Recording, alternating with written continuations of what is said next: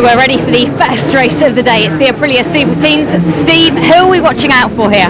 Josh Harlan's got pole, did very well in qualifying, and Tommy Dale in second, but I can honestly tell you the top 10 is so close, I don't really want to call it. I think it could be anyone's race. There's an immense amount of talent on this grid, isn't there? It is, difficult circuit as well, they're all new to it, just really looking forward to it. Okay, well, fingers crossed for the first race. Let's go over to the commentary box and see all the action. Action indeed from the J&S Aprilia Super Teens. They're on pole position. Young Josh Harlan, just 12 years old, superb performance in qualifying. Alongside Josh, Tommy Dale, Neil Campbell and Bruce Winfield. And they're on the second row, 66 Casey Wyatt. Then we've got 55 Luke Helm, 3 Jack Blake and 34 Stephanie Wadlow, the only girl in the field. There are girls on the front row of the grid, the 4 grid girls from Bike Sport News. And they now put the brollies down and make their way to the safety of the pit wall. As the grid get ready for the off of this glorious Cheshire circuit. And wonderful, rather unusual view there of the grid and getting it a little bit airborne. Bruce Winfield there and doesn't get away that well. But from pole position, Josh Harlan is first to show with Tommy Dale just behind. I think Casey Wyatt, as long as he can hang on to that all the way around the outside of Oulton, will be up into third. And there's a few of the Nitro newcomers investigating the garden there on the outside of the curbing at Oulton. Down they come. The avenue followed by Cascades and Island Bend, this wonderfully picturesque international circuit here at Oulton Park. Along beside the lake that's just off to their left, and then around the hairpin at Shell Oil's corner, up the steep hill back to Hilltop. And over Hilltop they come. And it is Tommy Dale in the lead from, it looks like Casey Wyatt. It is Casey just tucked in beside him as they come down to his chicane for the first time, named for Steve Hislop, of course, one of the all-time greats of British Championship racing.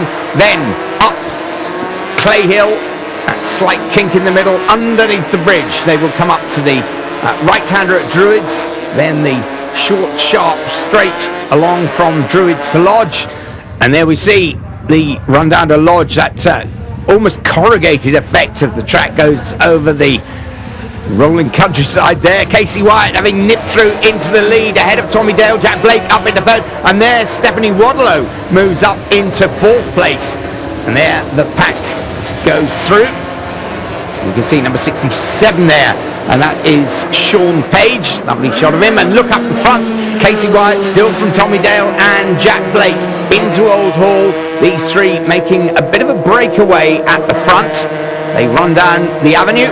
Well, it used to be an avenue, it used to be big trees right up against the edge of the track many years ago, and a few people taking very wide and Pacific lines through the corner there, but everybody thankfully back on board. And there, Stephanie Wadlow in 4th. She's got herself a breakaway. She's got away from the group behind, and she's got to tag on to the 3 ahead. Over the top once again. Casey Wyatt still leading, but Tommy Dale is gone. It's Jack Blake up into 2nd.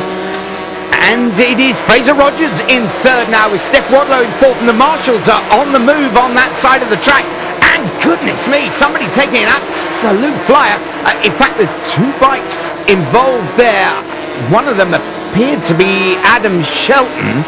And well, we can see the riders start to get up, but hands in the air, red flags are hung out, and that gives the opportunity for the marshals and the medics to attend. Adam Shelton and Adam Robinson. It was Adam Shelton that went down first, and then Adam Robinson. You can see the bike still just on the track there of Adam Shelton, and Adam Robinson catches it absolutely amidships.